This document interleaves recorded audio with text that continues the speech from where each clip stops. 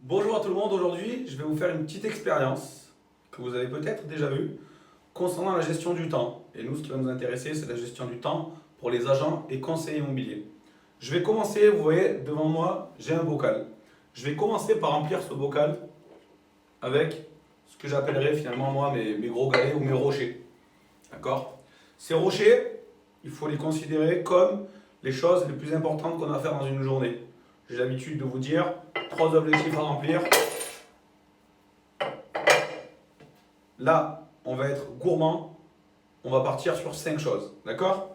Donc j'ai rempli mon premier, deuxième, troisième, quatrième et je vais prendre mon 5e rocher. Donc ça, c'est les choses prioritaires que j'ai à faire. C'est la chose essentielle, les 5 choses essentielles que je dois faire dans ma journée pour être satisfait de cette journée. Là, vous voyez, le bocal est plein. Finalement, je vais pouvoir encore faire d'autres choses. D'accord? Et là, je vais prendre des choses moins importantes. Elles sont matérialisées par des gravés. Vous voyez? Donc, je vais remplir mon bocal. Et ce qui est bien, c'est qu'il y a la place. J'ai la place de faire beaucoup de choses encore. C'est des choses qui vont revêtir d'une importance moindre.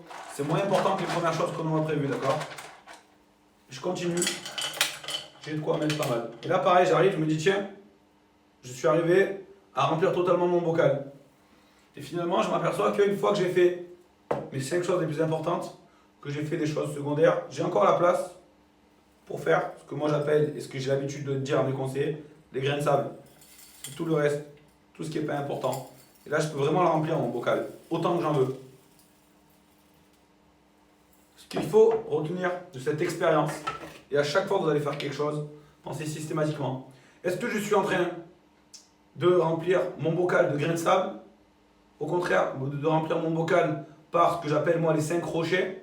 Ou alors est-ce que je suis en train de le remplir de gravier?